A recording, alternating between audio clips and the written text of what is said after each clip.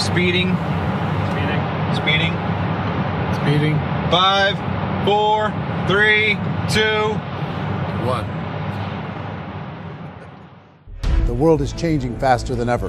What used to take decades is now taking years or even months. What you see right now is the illusion that people have had for many decades about the workplace being this secure place to work the rest of your life. For the first time in the history of our nation, our children will not do as well as us. We've seen our friends get laid off. We've been laid off. We've had our pay cut. People are overworked and underpaid. They seem to have less time and less freedom.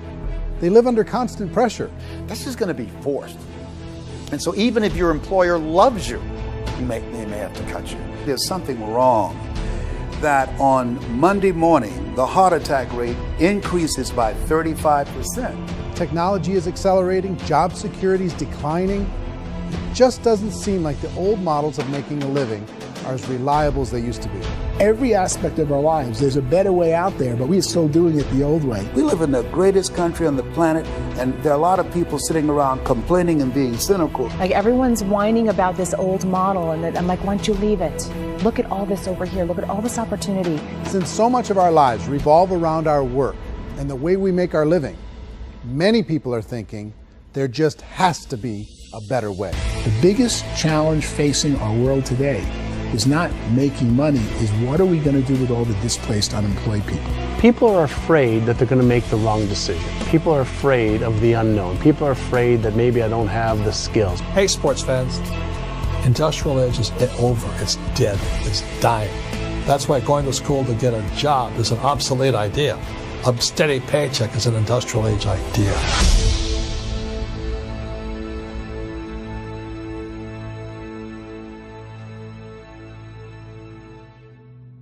It's the search for answers that has brought us here together today. My name is Worre, and for almost 30 years I've been an entrepreneur, struggling at times, but ultimately succeeding. As a best-selling author, speaker, and business owner, I've spent my entire career helping millions of people around the world to become entrepreneurs. And I believe strongly that there is, in fact, a better way when it comes to how we make a living. The career landscape has changed dramatically, and many are still working in a model that is completely out of date. What worked for previous generations isn't working as well for people today. In this film, we're going to explore 3 important questions.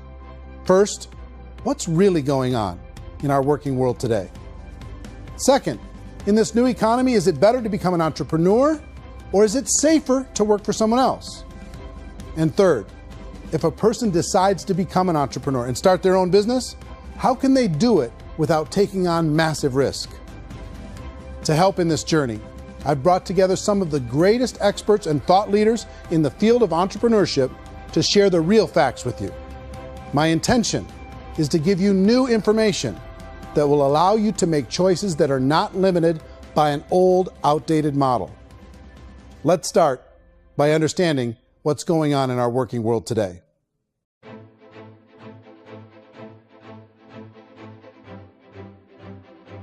Let's look at unemployment. 30–40% of the people are honestly not working, but would be working. What our government does is if you haven't found a job in 6 months, we don't call you unemployed. We pretend you dropped out of the labor force. I've often said that unemployment, particularly structural unemployment, that's unemployment due to technological changes, is the first sign of economic growth. Think of it, 10 people live on an island. They go out every day and fish. One day, new technology shows up. A missionary brings them a net. Now, using the net, one pilots the boat, one throws the net. 2 fishermen can do all the work 10 used to.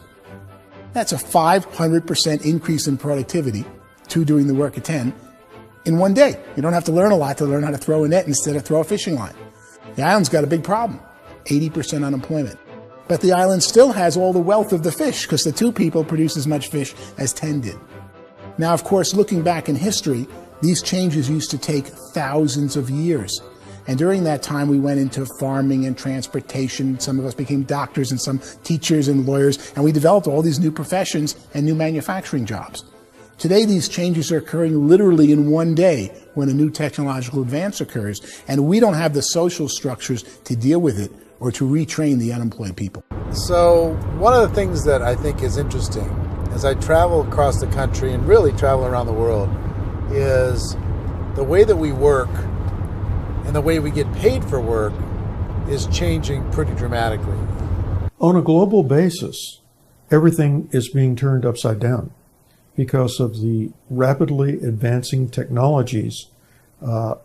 They are eliminating many jobs, and we have been left with many people not prepared for the jobs that exist. A lot of demand in public companies was to squeeze out all the fat and to get just as much margin as we possibly could, and fat equals humans. So this idea of job security in information age is so obsolete, but it's still taught inside our school system, and that's where the problem starts. There's no financial education in the school system, and people are still trained to be employees to work for that paycheck. This is a chart on the middle class. What's happening in the middle class, those that went to school, their incomes have been coming down for years. And parents still say to their kids, go to school, get a job. Now what happens to all those middle class people who are dropping off the ends of off the chart? Well, they become what's called working poor. And this is what happens to working poor. But they say poverty is ending. Well, poverty may be ending, but working poverty is going up. And this is food stamp usage. So food stamp usage in America is going through the roof right now, because people cannot earn what they call a living wage. Most people have experienced financial pressures that I think are probably greater than they have been in the past. If you're not working for yourself, then it's going to be a pretty hard road for a lot of people. Today, if you're going to control your future, the 40-40 plan is gone, where you can graduate from college and get a job and work for 40 hours a week for 40 years. That day is gone. So some of these charts actually tell you what's going on.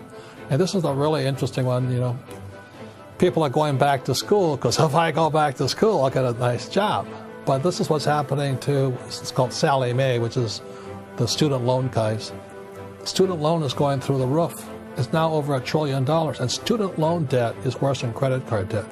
So when people stopped using credit card, the government got people into student loan debt. And the problem with student loan debt is you can never be forgiven. See, with credit card debt, you can declare bankruptcy and all's forgiven. But student loan debt, you can declare bankruptcy, you still owe it. It's the worst of all debt. But this is the next picture. Look at this chart here. This is what's happening to wages of college graduates. It's going down. So you go to college, you rack up all this debt, but you earn less money. Now, that's not that intelligent. Average person who's been working a lifetime in America today is ending their lifetime at 65 with about $41,000 in assets. They earned just enough to survive. I think in the United States we have something like 17 trillion in debt. That's just the federal government debt. We got another 2 in municipal and in other, let's call it almost 20 trillion government. We've got 40 trillion in private debt. That comes up to close to 60 trillion. When you then add something we never had before, what you were talking about, when we look at the unfunded portion of Social Security and primarily Medicare, Medicaid, that, at the most conservative estimates from outside firms, Kleiner Perkins, 67 trillion and growing. That's more than all our other debt. There's less conservative estimates that say it's 84 trillion or higher. I added up conservatively $127 trillion in total debt. Debt is a financial drug. When you take it to excess, it's like taking a drug. Yeah, it makes you feel better, it enhances your performance, but at a huge cost, eventually it kills you. And so that's what happens. We keep doing more and more debt, and you get less and less results, just like a drug, until the debt gets so high that it crushes the whole system. That's where we're at, 8.2 times GDP. You know who I feel sorry for? I feel sorry for the person who dreads going to work, who is sick to their stomach on Monday morning, who hates their alarm clock, who gets a little glimmer of hope on a Wednesday because it's hump day and says, thank God it's Friday. And they live for those 2 days a week where they get to be themselves and they don't have to be around people they don't like, and they don't have to play the political game in the office, and they don't have to live this half life.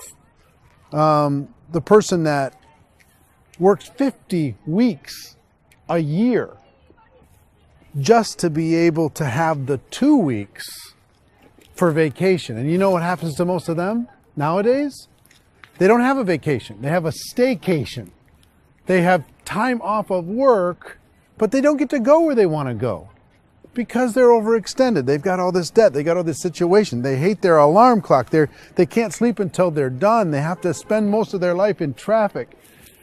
I feel sorry for that group of people because there's a better way. They just don't know it. I see this really interesting attempt at rugged individuality in a 6x8 rectangle.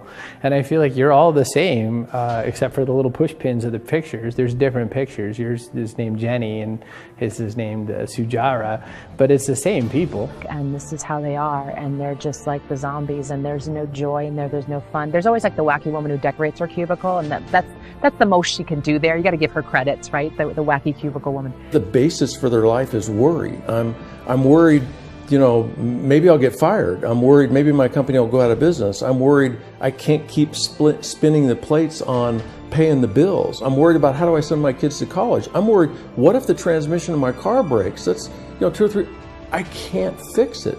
People live in a sea of worry, and it eats at them. Those signs that people held up during the Depression didn't say looking for gainful employment in a cubicle. It said looking for work. Work is what we're looking for. Job is just a unit of measurement. Work is what we're going after. It's time to look in the mirror and say, it's not the economy, it's my economy. It's my little world of where I am. I need to improve. I'm not going to wait for the economy to come back because, frankly, the economy is doing great in this country. So I'm here on Wall Street, the financial center of the universe, the financial capital of the world. This is where most people's money goes to at least be held for a time, right? With interest rates in banks being effectively zero, and many experts are predicting it's going to stay at zero for the next 10, 20, even 30 years, people feel like they don't have any choice but to put their future into equities, to put their future into the hands of other people on this stock market, and hope that the stock market goes up, hope that the stocks that their advisors pick or that they pick goes up. That's one way to go, I guess. It's my personal belief that if you put your future into the hands of yourself, in other words, you have earning power by yourself, I think you're a better investment than these guys. I think you controlling your future is a better option than handing over your retirement to these guys. The average household income in the United States is approximately $50,000 a year, what they call the middle class. To reach the top 25% of income earners, you'd need to earn at least $90,000 a year. To reach the top 10% would be a household income of $140,000, the top 5%, $190,000, and to be in the top 1%, you'd need a combined household income of at least $380,000 a year. So here's the question.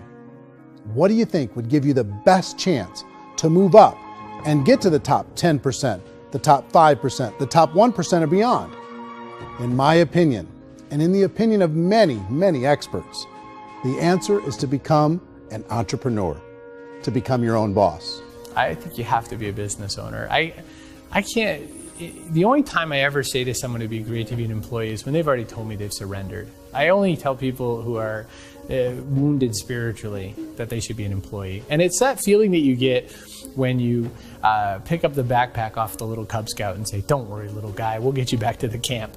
You know, it is in no way a kindness when I tell someone they'd be a great employee. The other status symbol really increasingly is lifestyle. And people can own their own business, maybe even work out of their house. That, I tell you, people admire that. Like, gosh, I wish I could do that. The spirit of the entrepreneur is to be a risk taker and to be resourceful and unstoppable and to have a vision of yourself beyond where you are and not willing to settle for life as it is. Think about the great entrepreneurs. They're visionary. They have heart. They're willing to do today what others won't so they can do tomorrow what others can't. Personally, I don't think of the new economy, the old economy. I create my own economy. The entrepreneur's in control. I decide what the economy is going to be like. In the world of entrepreneurship, there are no limits. You can make as much as you want, depending on how much you want to work and how smart you are and how great a team you put together. There's no more lifetime rewarding business than being an entrepreneur. Why in America, where anyone could be anything, would people want to give up their freedom and become effectively a modern-day slave, told shut up and be here every morning at 7:30, leave at 5:30, and do what I tell you? If people decide to become an entrepreneur and work for themselves, they have some traditional options, but they're riskier than you might think. Any kind of a retail business, retail build-outs, is extremely expensive. Even just these small little yogurt stores where they're putting little yogurt machines and you get all the different flavors, you're spending $200,000, $300,000, $400,000 to open a yogurt shop. I would love to buy a Dunkin' Donuts, but it's $500,000 or so to start. I don't quite have that just-in-case money. Risking lose it all, and most guys do 2 or 3 times, and even big guys like Branson, because I'm such a fan of his, half his companies don't work. If you make $1 million, your problems are going to go. If you make $1 billion, your problems are really going to go. Just the opposite. You and I know when you're making $1 million, you get $1 million responsibilities. You make $1 billion, you got 1,000 times $1 million responsibilities. And most people say, I'd love to be my own boss. 70% of Americans would love to be their own boss, according to recent polls. But they don't know how to get there. Because what are you going to do? One, you could buy an existing business. If somebody's selling an existing business, you have to ask why. Usually because it's probably hard. It's probably not making as much money as they hope. 2, they could buy a franchise. A little less risk, proven system, but it's expensive to be able to do that. 3, they could start something from scratch. And that's where a lot of people feel like, I don't have the chops to do it. I don't have the money. I don't have the product idea. I don't have the expertise. I don't have whatever it's going to take to be able to get there, and I can't risk my family to do it. So 4th, they could become an investor. A lot of people in this town invest to try and figure out a way, but you got to be pretty smart with that game too, right? Venture capitalists, who are the very best and most sophisticated in investing in new breakthrough businesses, make it on 1 out of 11. That means 10 out of 11 are mediocre or fail. Most of them fail. That's the risk there. An angel investor is lucky to get 1 out of 15 or 20. A business is a team sport. Like, I have to have accountants, I have to have engineers, I have to have system designers, I have to have sales, marketing, I have to have accounting, I have to have mission statements, I have to have legal and all that. The average Joe Schmo, even me, I go out there, I don't have the skills to put a business together. I think the bottom line for the 4 traditional options is they take money, sometimes a lot of it. They take expertise, and they take time. All of that adds up to just too much risk for most people. I bought a business from somebody else and it was a lot of work. And you start wondering, what did I just buy? Because I guess ultimately I own your email list and I just overpaid for it. People that start their own business, they spend a lot of money, they spend a lot of time, a lot of effort to get things started. And the more you invest on the upfront, the harder you typically work at it. I can tell you what the success rate is of a restaurant. What is it? They're crazy enough. About 90% of them fail. About 90%, in how quickly? Year less. Wow. And if we're talking non-franchise, we're talking franchise, Sure. That's totally different. Yeah. But our students aren't getting franchise restaurants. You gotta invest big money. Exactly. And with someone like McDonald's, you've had to work with the company for a long period of time, really know the To even have a business. chance at investing $1 million. Have a chance, and it's a slim chance. What if there was a way that you had all the proven aspects, the comfort aspects, and you could still control your own life? What if there was both? In other words, you didn't have to create everything from scratch. You didn't have to be a super leader. All you had to do, what if there was a proven product already? You didn't have to create the product. And there's a proven system already, proven training already. Everything except an employer. That was the only thing that you didn't have. Do you think more people would be open to working for themselves in that environment?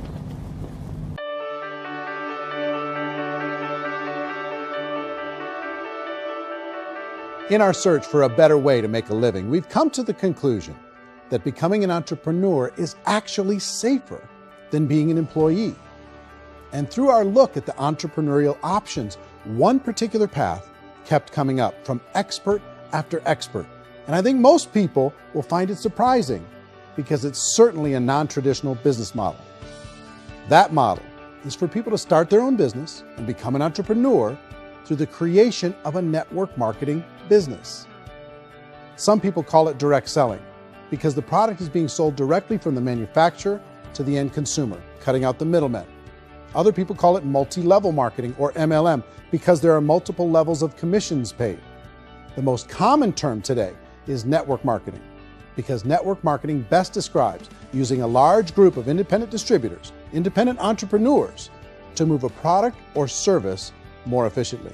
So my friend here, Donald Trump, and I, we always write about the network marketing industry. And the reason we support the network marketing industry is because it really is a business school for entrepreneurs. Because most people come out of school looking for a paycheck. Oh, that's terrible. I went to network marketing like that. I think if it didn't exist, we should invent it. It is that good. I think direct selling is a great way to do business today. It's very easy to get into that industry, and you can be self-employed, be, in effect, an entrepreneur. When we see multi-billionaires adding network marketing companies to their portfolio of companies, that would be a clue. When we see people who are very famous authors and very famous business people endorsing the industry, that would be a clue. These network marketing companies aren't $50 million companies. They're billions and billions of dollars. They lead the stock market. They're major companies. When we're going to get it? You know, and you're going to school to work for a paycheck. But if you want to be rich, be an entrepreneur. And network marketing gives you the spirit to be an entrepreneur. A traditional company will spend up to 50% of their total revenue on marketing. Network marketing companies use a different approach.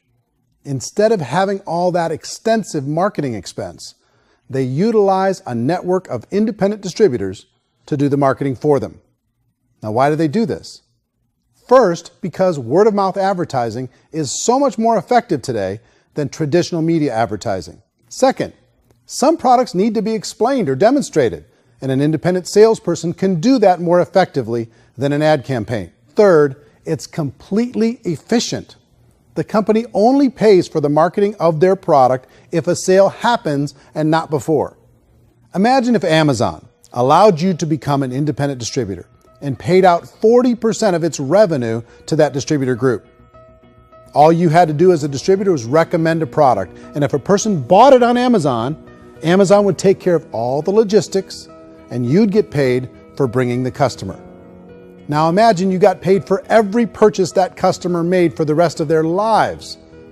Well, Amazon doesn't offer this option, but network marketing companies do. 85% of all buying decisions in our society are made as a result of word of mouth or reputation. We're recommending things to each other all the time. You know, who's your dentist? Who's your doctor? Who's your lawyer? What detergent, are you using? What legal system are you using? What product are you using? We're talking to each other about the things that we love anyway. When you go into a big box retailer, you're lucky if the clerk looks you in the eye, much less gives you any detailed or accurate information about what you're purchasing. So of course, this personal information, this education coming from a friend, a neighbor, a relative, or even a stranger, but one who has experience with the product is extraordinarily valuable. As a matter of fact, network marketing can educate consumers probably better than any other form of marketing. It certainly can do better than advertising, because advertising usually has a certain hype to it, and you can only get limited information. So, network marketing trumps advertising. If you were a typical sales company and you wanted to sell $1 million a month worth of product, you might go find 100 superstar salespeople. The quota would be $10,000 a month. So network marketing as a distribution system just flips the numbers. So we use 10,000 happy, raving fans of a particular product, and we don't concern ourselves so much with how much product each one of them individually sells. If they sell just $100 or $200 a month, and there's 10,000 of them, you're selling $1 million to $2 million a month worth of product. And that's the best way I can explain how network marketing works. This is the marketing arm of the company. There's not money being wasted on bricks and mortar. There's not money being wasted on inventory that's sitting stagnant somewhere. There's not of employees standing around that don't have customers. These are people that are going to connect with customers. These companies allow people to become independent distributors for extremely low cost and with no minimum time or sales quota. Essentially, they own their own business and can provide as much or as little sales as they choose. In other words, the distributor gets all the benefits of traditional business ownership without the risk. The advantage of network marketing is the ease of entry, the low risk, and the low startup cost, because almost everything else has very high risk. You can get in for a minimal investment. You're buying into a system that's already been proven, products or services that have been proven to work. The keys to network marketing is providing an opportunity for the masses to get involved, providing an opportunity for the average person who doesn't have the resources to start their own business. All of this so far is fairly straightforward, but network marketing offers another benefit, and it's this benefit that makes it so interesting for entrepreneurs. Network marketing allows a distributor to build their own network of other distributors and then compensates them on the sales created by that entire group. Direct selling is, at its base, very simple. It's the sale of a product or service to an individual on a face-to-face, one-on-one basis, just the way we're talking right now. But there's an important element as well, and that's the offering in conjunction with that sale of product, the offering of an opportunity for someone to make something of themselves. No matter what your social status is, no matter what language that you speak, I mean, look how many unbelievable people are becoming successful that speak every kind of language out there. What an awesome gift to give the world. Instead of having to work your way up in a system and prove that you could be a sales manager, they just decided everybody can be a sales manager. Everybody gets to build a sales team from day one. And so what that brought into the system of growth as a direct selling company is the concept of compounding or geometric progression. Because now you can actually grow sales force very quickly because everybody is enrolling people in their own sales force. People who are like, oh, this is weird, I'm building a sales team, or what do you think you do at a regular company? How do you think a regular company works? Network marketing is the only industry that doesn't say your past determines your future. It looks at your past and says, okay, now what can we train you to do so you can have a great future? Every other employer out there wants to exploit you for what you already know, not teach you something new. Network marketing has the potential to save the United States and the world, because it's going to teach people not to be employees, but to be entrepreneurs.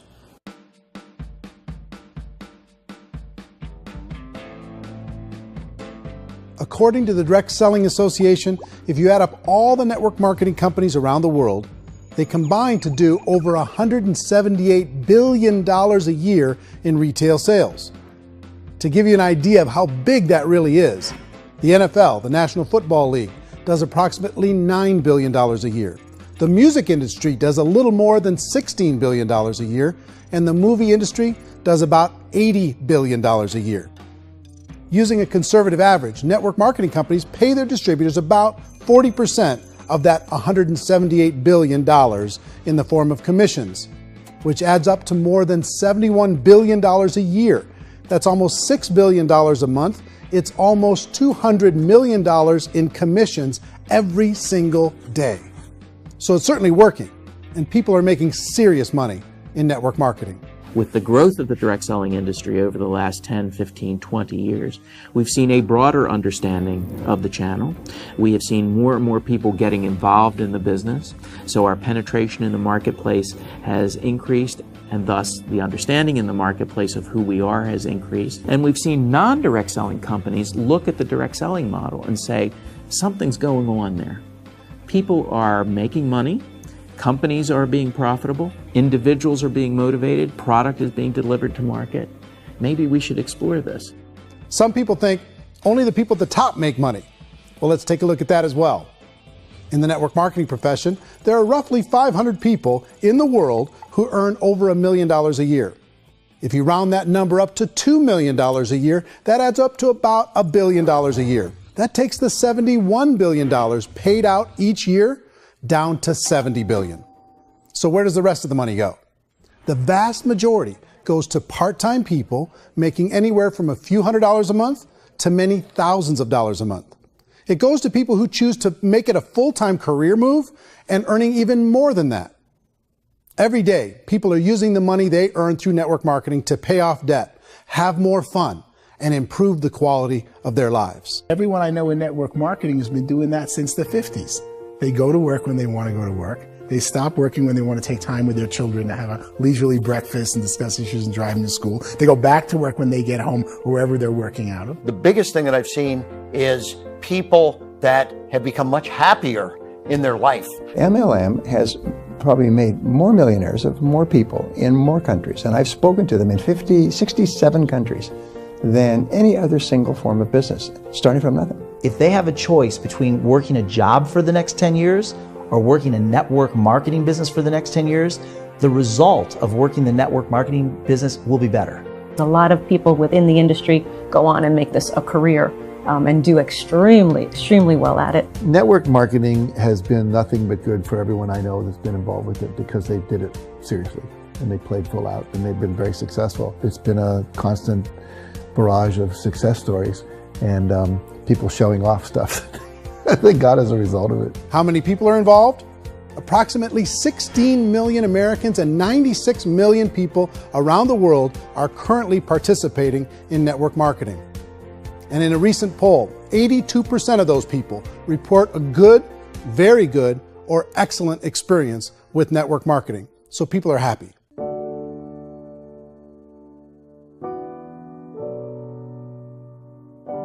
So I've taken a look at the network marketing profession and really tried to understand why so many people are confused as to the validity of this as a business.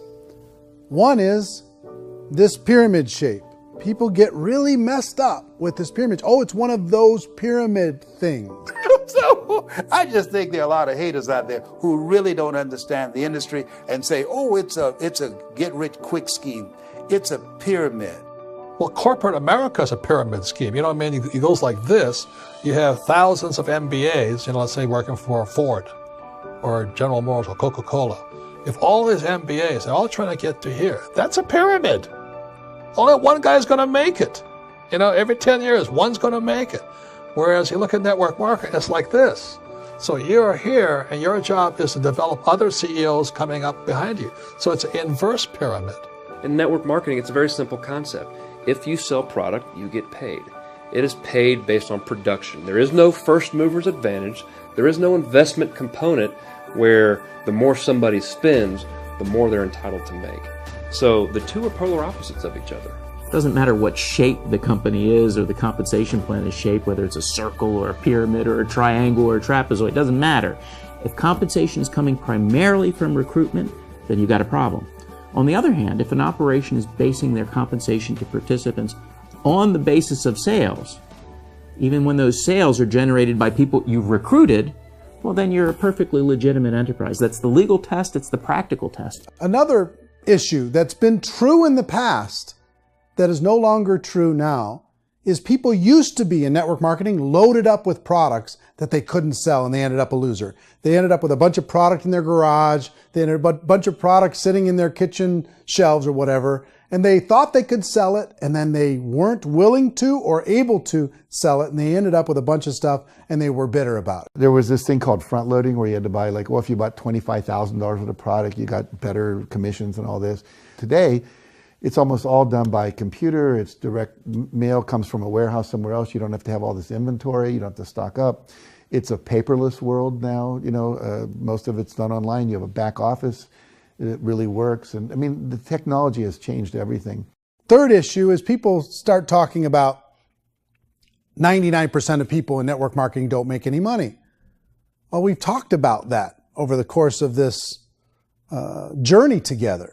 Almost $200 million a day is being paid out to network marketing distributors around the world. The naysayers, the people who say that it doesn't work, are usually the ones who just don't know how to make it work for themselves.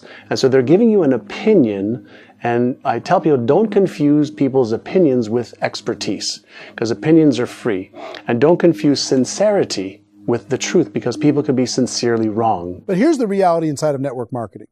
The vast majority of people that get involved in network marketing just become customers, and they get involved to be able to purchase product at a lower price. If you take Costco as an example, if a person goes into Costco and gets a membership to Costco so they can get a lower price on the product, we don't call that person a loser because they have a bunch of product that they walked out with a smile on their face. Yet when some people want to take a look at network marketing, they say, well, those people, they're just using the product and they aren't earning an income, so they must be a loser. They're not a loser, they're a happy customer. That's the vast majority of people that are involved in network marketing.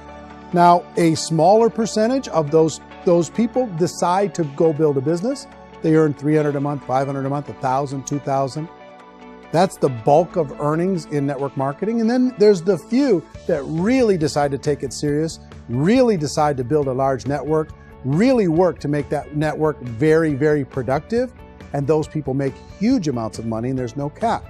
What I do as an outside economist, just somebody looking at this industry like any other industry I speak and say, look, what's the realities of this? 1% do incredibly well. 10% generate some additional income at pretty low risk and effort. That's fine. And 90% of people roughly end up customers.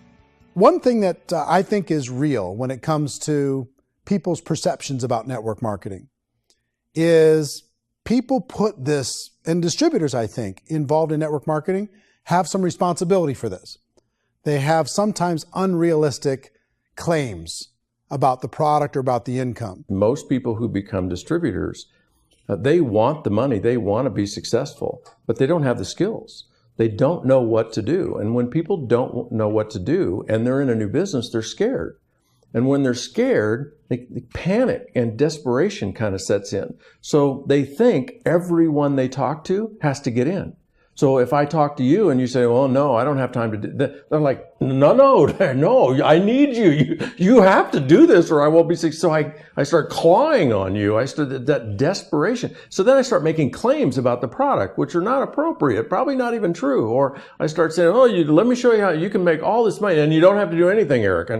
And so you just totally misrepresent the opportunity, and you're clingy with people because you think you need everybody to be successful, and you don't. You know, one of the messages that I try to deliver most forcefully to companies as well as salespeople in direct selling is that you don't have to overpromise.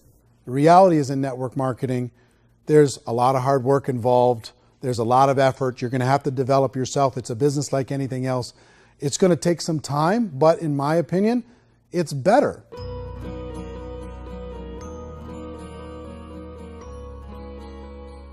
It's light years better for people starting today than it was even 5 years ago. I think it's more widely accepted now, and people understand it is a business. It is being an entrepreneur. It is being a business owner. Our belief system is based upon our evaluation of something. And frequently, if we reevaluate a situation, our belief about that situation will change. The industry has changed and it's grown up. It's totally transformed. You've got young people today that have grown up with social media, and they understand networks. They understand how people are connected through technology, and they understand how money flows through those networks. So when they see network marketing, they don't see it the way their parents saw it. And we've all learned, the larger industry that you represent, has all learned from those mistakes and flaws and errors that have happened early on. Early algorithms didn't work the right way. That's all fixed. It's like when they design a computer program, they design the program, then they run it, and then they go back through and they debug it. The MLM industry has been debugged. This is the day of being virtual, being able to run a business from your mobile phone. I mean, it's incredible. Companies are getting smarter. They're implementing more consumer protections. They're implementing more compliance training. They're doing more with respect to product research. If you do get involved and you make purchases of inventory, even on a voluntary basis, if you decide that this business is not for you, you can leave and have that inventory repurchased by the company. There's no other business that offers that kind of protection on a voluntary, self-regulatory basis.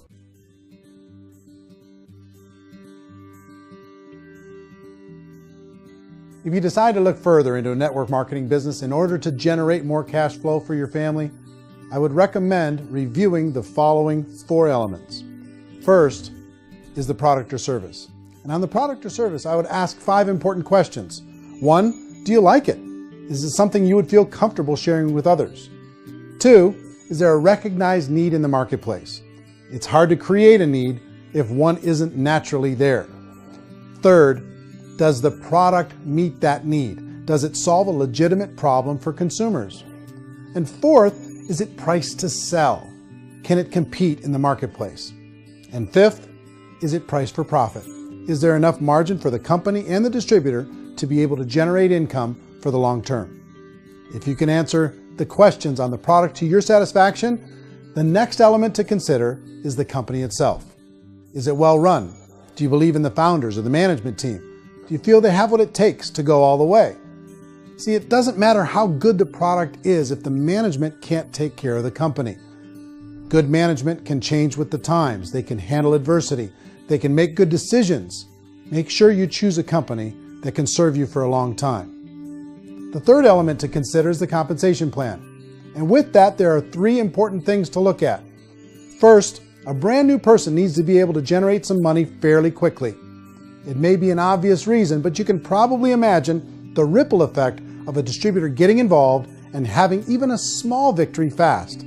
That can only help with the overall success of the organization. Second, a person should be able to develop a moderate part-time income in a reasonable period of time. As they develop their network and as their sales grow, they should be able to enjoy more benefits. And third, for the people who are really serious, for those who decide to really go pro in the network marketing profession, there should be the possibility to make a serious full-time income if they work hard and are committed to developing their skills. If you're comfortable with the product, the company, and the compensation plan, the last thing you should look at is the support that will be made available to you. Does the company have a website? Does it have a solid online reporting tool? Do they have comprehensive training available? Do they host events to help you build your business? If you decide to do this, what kind of a support system can you plug into? Choosing a network marketing company is a personal decision. But evaluating the 4 elements of product, company, compensation plan, and support is a great place to start. Is the company promising that you're going to get rich quick or that you can make a lot of money without a lot of effort? That's a red flag. Is there a product that you really believe in that you think can be sold? Or are you being told by salespeople or the person who's trying to recruit you or by the company itself that don't worry about the product, all you have to do is recruit other people into the business? Red flag, warning sign. If you're hearing that, take a second or even a third look. Get to know the customers, the products, the business, have some success, and see where the opportunities might take you to move up in the organization. You want to find out how concerned are they about my education, my training, and my development? Is there a space for me to grow? Most important question. Learn everything that you can about the product. Make sure it's something that you believe in, and learn everything you can about the industry and work that system. You have to be very passionate about whatever that company is doing. I would get involved. You can always test drive anything, the product, the service, the community, and then lean into it a bit. If it feels good, then lean into it a lot. Behind me is the Lincoln Memorial. And this is a place where Martin Luther King Jr. had his famous "I Have a Dream" speech. And at that speech, he talked about his dream for equality for everyone around the world. And that's a noble dream. But I think more people need to remember what it was like when they were kids and the dream was still alive in them.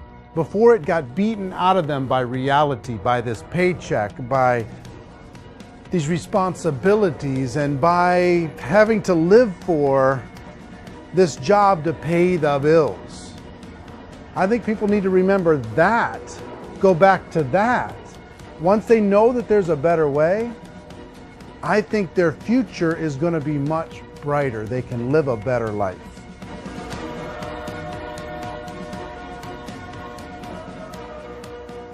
So if you're considering getting involved in a network marketing company, let me offer you just a few pieces of advice. First, network marketing isn't perfect. It's emotional, it's challenging. Like any entrepreneurial venture, it can have its up days and its down days.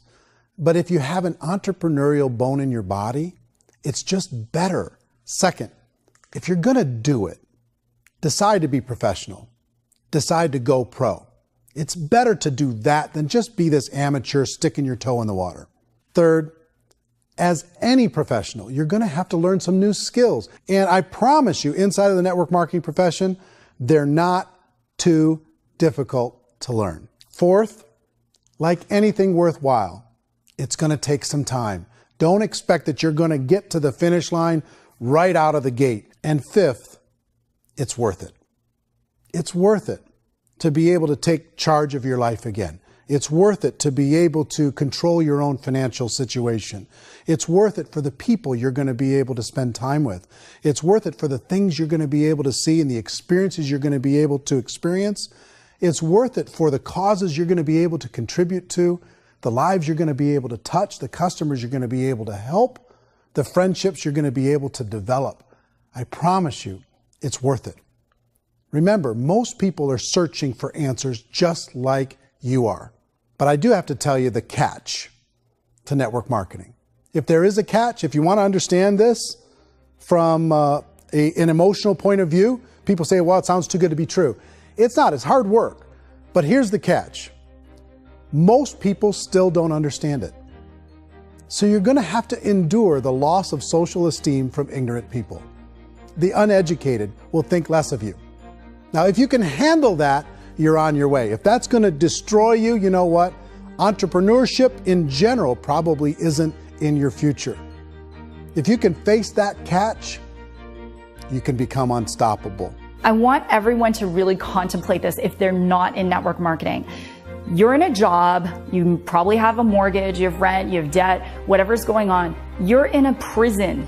You work just hard enough to keep them from firing you, and they pay you just enough to keep you from quitting. Come on! I've been there, done that, and bought that t-shirt. In network marketing, if you run into failure, it's really just a homework lesson for yourself. There's no one to blame. You really have no excuse not to be successful. You just don't. People don't want to hear that, but there's so much available to you. If you want to be a good network marketer, be a student to the people above you, be a fellow traveler to the people on the same level, and be a teacher to those below, and know when it's appropriate to do which. People who are not afraid of asking people to buy things, or not afraid of persuading people with the chance they may say no, these people own the future. Nothing happens until something moves. So you got to go move, you got to go do something, or nothing's going to change in your life. In the beginning, you're going to do a lot of things that you don't get paid for. But as you go down the road, you get paid for a lot of things that you don't do. And your job is rehabilitate the spirit, the entrepreneur spirit in all of us. You get it back. Either give it a strong yes or a strong no, but no wishy-washy, dilly-dally stuff in the middle. There's dreams and there are nightmares, but I believe that the biggest nightmare of all is when you don't pursue your dream. You're going to see some monumental growth in this profession. It's an exciting, exciting time to be involved with the network marketing profession. The next 10 years, I see just exponential growth. When that tipping point comes, it's not a matter of asking somebody, have you ever heard about network marketing?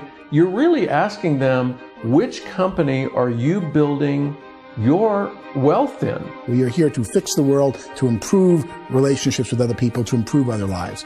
And the real reward comes as an entrepreneur in any level from teaching somebody something and watching them soar. There is no greater reward.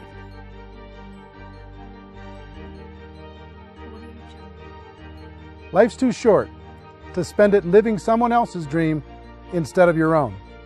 It's too short to spend it living at a fraction of your potential. Can being an entrepreneur be a challenge at times? Sure. But here's what you get in exchange. It can be yours. Something that you built, something that you created, something that you made happen. This balloon represents your dream. It represents entrepreneurship. My wish for all of you is that you would reach out and grab it. The choice is up to you.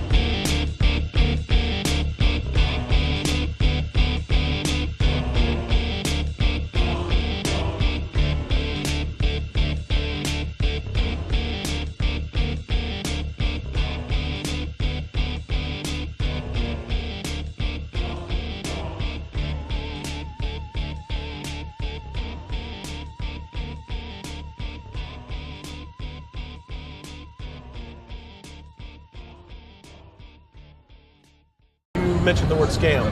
Why did you mention the word scam? The only reason it is a scam is because... That's terrible.